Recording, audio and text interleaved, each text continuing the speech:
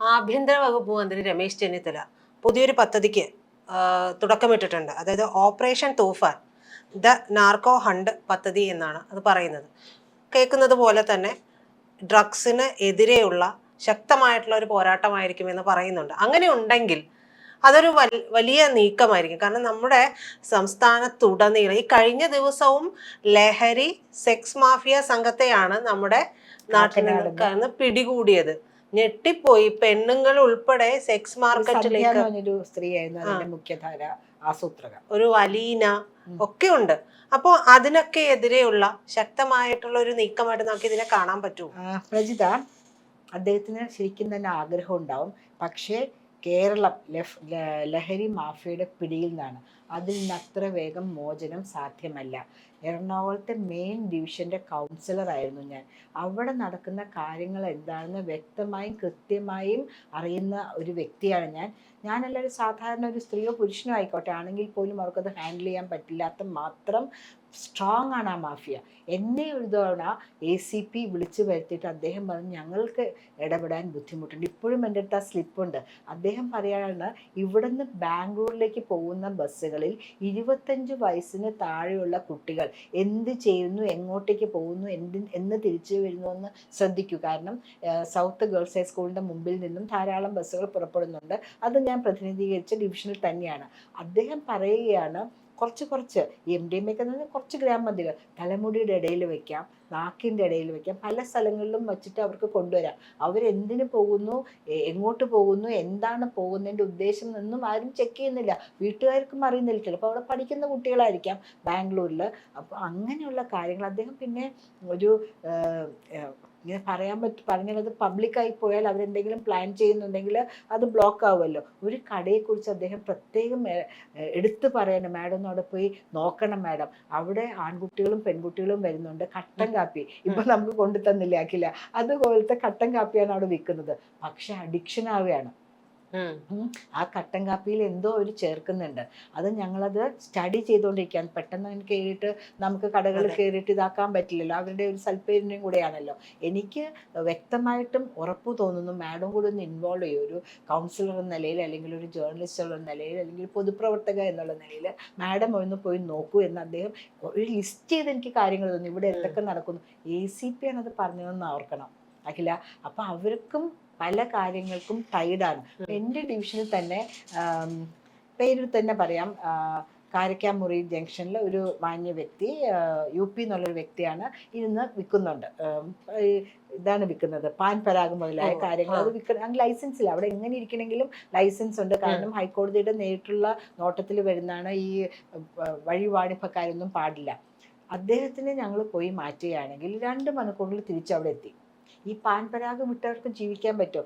ഞാൻ അവിടെ തന്നെ നിന്ന് സ്ട്രോങ് ആയിട്ട് പ്രതികരിച്ചപ്പോൾ അതിന് അദ്ദേഹം തൊട്ടപ്പുറത്തുള്ള ഒരു തലമുടി വെട്ടുന്ന കടയിലേക്ക് മാറ്റി. അവിടെ സഞ്ജിത്ത് മാത്രം തൂക്കിയിട്ടിരിക്കുക. അവിടെയുള്ള ലെയിൻ, അതായത് റോഡിൻ്റെ പേര് ഞാൻ അടിയിൽ കൂടെ വെട്ടിക്കളഞ്ഞു. കാരണം ആ നെയിം ബോർഡിൻ്റെ പുറകിലിട്ടാണ് അദ്ദേഹം ഈ സഞ്ചി തൂക്കിയിട്ട് അവിടെ ഞാൻ എടുത്തു. ആ സഞ്ചി എടുത്തുകൊണ്ട് പോയാൽ മതിയല്ലോ. അത് ഞാൻ വെട്ടിക്കളഞ്ഞു. പ്രജിത, വിശ്വസിക്കാൻ പറ്റുമോ? അവിടെയുള്ള ജനങ്ങളുടെ പെർമിഷനോടെ വെട്ടിക്കളഞ്ഞു, കുറ്റി മാറ്റിക്കളഞ്ഞു. എന്നാലും അദ്ദേഹം അവിടെ ഉണ്ട്. ഞങ്ങളിപ്പോൾ ഇത് നമ്മുടെ ഹെൽത്ത് ഡിപ്പാർട്ട്മെൻറ്റ് അല്ലെങ്കിൽ പോലീസായിട്ട് ഞാനിങ്ങനെ റൗണ്ട്സിന് ഇറങ്ങിയെന്ന് ഇങ്ങനെ അറിഞ്ഞാൽ മതി, അല്ലെങ്കിൽ വേറൊരാൾ അറിഞ്ഞാൽ മതി. മറ്റേ സ്ഥലത്ത് ചെല്ലുമ്പോൾ ഒന്നുമില്ലെങ്കിൽ കുറ്റി മാത്രം കാണും, അല്ലെങ്കിൽ ആള് മാത്രം കാണും. ഇവർക്ക് വളരെ സ്ട്രോങ് ആയിട്ടുള്ള ഒരു വാട്സാപ്പ് ഗ്രൂപ്പ് ഉണ്ട്, ഒരു ചെയിൻ ഉണ്ട്, ഒരു ശൃംഖലയുണ്ട്. ഇതൊക്കെ ആരാണ് കൺട്രോൾ ചെയ്യുന്നത്? ഇതിനെയൊക്കെ ശ്രീ രമേശ് ചെന്നിത്തല വളരെയധികം ഇതായിട്ട് കൂടെ വളരെ ഡിലിജൻ്റ് ആയിട്ടായിരിക്കും അദ്ദേഹം പറഞ്ഞിട്ടുണ്ടാവുക, ഞാൻ ഇങ്ങനെ വച്ചിരിക്കുന്നു, ഞാൻ ഇതൊക്കെ മാറ്റുന്നത്. പക്ഷേ നമ്മൾ കേരളം ബഹുദൂരം മുന്നിലേക്ക് പോയി കഴിഞ്ഞു. ഗോവയോ അല്ലെങ്കിൽ പഞ്ചാബോ പോലെ തന്നെ കേരളത്തിൽ ലഹരി കിട്ടുന്നതും ലഹരി ഉപയോഗിക്കുന്നതും വളരെ സ്ട്രോങ് ആയി കഴിഞ്ഞു. നമുക്കത് പറയാനായിട്ട് ബുദ്ധിമുട്ടുണ്ട് അഖില. ഒരിക്കൽ എനിക്ക് ഒരു ഫോൺ കോൾ വന്നു. ഇവിടെ ഒരു പ്രധാനപ്പെട്ട സ്കൂളിലെ ഒരു കുട്ടിയുടെ മാതാപിതാക്കൾ ആ സ്കൂളിന് മുമ്പിൽ നിന്ന് ലഹരി വിൽപ്പന നടത്തുന്നുണ്ട്. ഞാൻ ആ സ്കൂളിൽ ഇരിക്കുന്ന ഡിവിഷനിലെ കൗൺസിലറായിരുന്നു ആ സമയത്ത്. അപ്പോൾ ആരെങ്കിലും ചോദിച്ചപ്പോൾ മോനെ വിളിക്കാൻ നിൽക്കാമെന്ന് പറഞ്ഞാൽ മതിയല്ലോ, പക്ഷെ അവർ കൊടുക്കുന്നുണ്ട്. അത് ഞാൻ പറഞ്ഞതിന് ആ സ്കൂളിലെ പ്രിൻസിപ്പൾ എന്നെ വിളിച്ച് വളരെ അപ്സെറ്റായിട്ട് സംസാരിച്ചു. നമ്മുടെ സ്കൂളിന് മോശപ്പേരാവില്ലേ? എന്നാൽ അവർ അവിടെ നിൽക്കുന്നുണ്ടോ, ഇവരെന്ത് ചെയ്യുന്നു എന്ന് കാണിക്കാൻ അവർക്ക് താല്പര്യമില്ല. ആ സ്കൂളിലെ LP സ്കൂളിലെ കുട്ടികൾക്ക് മുഴുവനും അല്ലെങ്കിൽ വരുന്ന ആൾക്കാർക്ക് കൊടുക്കാൻ വേണ്ടിയാണ് അവർ നിൽക്കുന്നത്. ഒരിക്കൽ എനിക്കൊരു ഫോൺ കോൾ കിട്ടിയിട്ട് ഞാൻ കാരിക്കാമുറിയിലെ MLA ഓഫീസിന് പറഞ്ഞ് കുഴപ്പമില്ല, അപ്പുറത്ത് ഒരു സ്കൂളിലെ കുറേ കുട്ടികൾ യൂണിഫോമിൽ അങ്ങോട്ട് കയറി പോകുന്നു മാഡം, ഞങ്ങൾക്ക് പോകാൻ പേടിയാണ്, മാഡം ഒന്ന് വന്ന് നോക്കുക. അല്ലെങ്കിൽ ഇത്രയും കുട്ടികൾ ചെറിയൊരു കാന സ്ലാബ് ഇട്ട് കാന പോകുന്ന വഴിയാണത്. ഞാൻ ഓടി അവിടെ ചെന്നപ്പോൾ വാക്കർ പിടിച്ച ഒരാൾ ഇങ്ങനെ നടന്നു പോകുന്നുണ്ട്. ഞാൻ അയാളെ മൈൻഡ് ചെയ്യാണ്ട് ഞാൻ ഓടിച്ചെന്ന് ഉള്ളിൽ കയറി നോക്കിയപ്പോൾ ഏതോ ലോകത്ത്, അവർക്കൊക്കെ എന്നെ നന്നായിട്ട് അറിയാം, കാരണം ആ സ്കൂളിലൊക്കെ ഞാൻ എപ്പോഴും പോകുന്ന, ഏതോ ലോകത്ത് കുറേ കുട്ടികൾ നിൽക്കുന്നുണ്ട്. ഞാൻ അങ്ങോട്ട് കയറിയതും ഈ വാക്കർ പിടിച്ച ആള് ഓടുകയാണ് വാക്കറും കൊണ്ട്. വാക്കറിന്റെ തിരിക്കിന്റെ ഉള്ളിലായിരുന്നു ഈ പൊടികൾ വെച്ചിരുന്നത്. പറയുമ്പോൾ ഒരു അവശൻ ഇങ്ങനെ പോണു. ഞാൻ അയാളെ വിട്ടു കളഞ്ഞു, കാരണം ഒരു പാവപ്പെട്ട ഒരാൾ പോകുന്നു. അവിടെ ധാരാളം എന്താണ് പറയുന്നത് ഹോസ്പിറ്റൽസും സ്കാനിങ് സെന്റേഴ്സ് ഒക്കെ ഉണ്ട്. So I just left him and I went head to this ഈ ഖാനയുടെ ഉള്ളിലേക്ക് കയറിപ്പോയി കുട്ടികളെ കാണാനായിട്ട്. പലരും എന്നോട് പറഞ്ഞു അങ്ങനെ പോകല്ലേ, കാരണം അവർക്കറിയില്ല, അവർ ദിവസവും കാണുന്ന ആൻറ്റിയാണ്, കൗൺസിലറാണ്, ആ ബോധത്തിൽ അവരറിയുന്നില്ല. പ്ലീസ് ഡോണ്ട് ഗോ, അവരെന്തോ ആയിക്കോട്ടെ.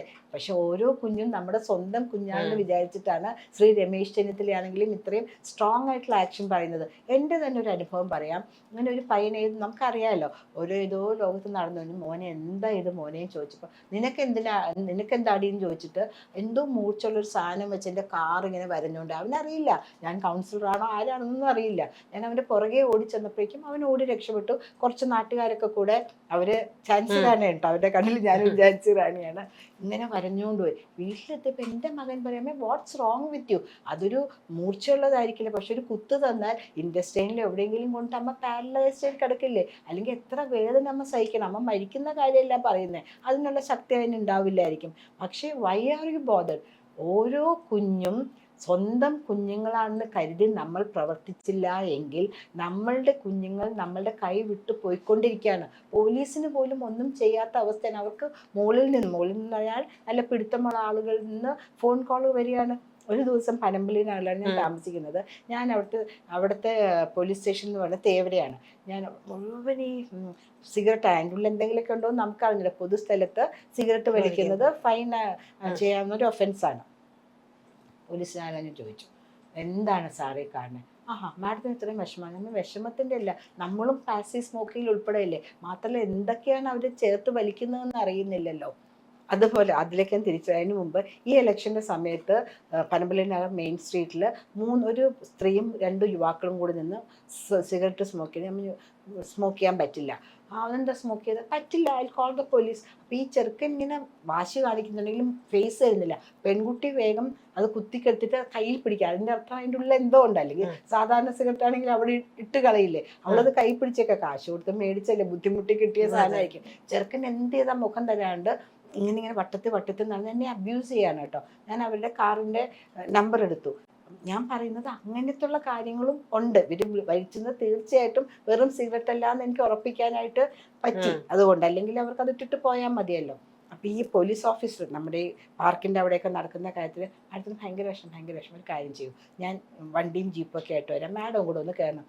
അതെന്തിനാ ഞാൻ കയറുന്നത്? അതല്ല, നമ്മൾ ഇവിടുന്ന് ഇവരെയൊക്കെ പിടികൂടി പോലീസ് സ്റ്റേഷൻ എന്ന് പറഞ്ഞൊരു 1.5 കിലോമീറ്റേഴ്സ് 2 കിലോമീറ്റേഴ്സ് ഉള്ളൂ തേവര പോലീസ് സ്റ്റേഷനിലേക്ക്. അവിടെ എത്തുമ്പോഴേക്കും ഞങ്ങളും മാഡവും മാത്രമേ കാറിലുണ്ടാവുള്ളൂ, അല്ലെങ്കിൽ വണ്ടിയിലുണ്ടാവുള്ളൂ. ഓരോ ഫോൺ കോളുകൾ ഉന്നതരിൽ നിന്ന് വന്ന് ഈ കുട്ടികളൊക്കെ ഇറങ്ങിപ്പോയിട്ടുണ്ടാവും. അവരെന്ത് ചെയ്യാനാണ്? പോലീസുകാരെന്ത് ചെയ്യാനാണ്? പോലീസുകാർക്ക് ഹൈ ഒഫീഷ്യൽസിൻ്റെ അടുത്തുനിന്നോ അല്ലെങ്കിൽ അത്രയും എന്താ പറയുന്നത് പൗരപ്രമുഖന്മാരിൽ നിന്നോ ഫോൺ കോളുകൾ വരുമ്പോൾ അവർ they are force to release these people. അപ്പോൾ അത് മനസ്സിലാക്കിയിട്ട് ശ്രീ രമേശ് ചെന്നിത്തല എടുത്തിരിക്കുന്ന വളരെ നല്ല കാര്യമാണ്. പ്രജിത, ഞാൻ കൗൺസിലറായിരുന്ന സമയത്ത് ഒരു ദിവസം ഒരു 1ാം നിലയിൽ ഒരു പെൺകുട്ടി അണ്ടർ ഗാർമെൻറ്റ്സ് മാത്രം ഇട്ട് നടക്കുന്നു. ഇവിടെ എല്ലാം മുക്കിനും എന്താണ് ഗസ്റ്റ് ഹൗസസാണ്, പെൺകുട്ടികളുടെയും ആൺകുട്ടികളുടെയും ഒരുമിച്ചുള്ളതുകൊണ്ട്. അല്ലാത്തതും നമുക്കറിയാം എറണാകുളത്ത് എന്താ സംഭവിക്കുക. ഞാൻ ചോദിച്ചു, മോളെ എന്താണിതെന്ന് ചോദിച്ചു. അവളിങ്ങനെ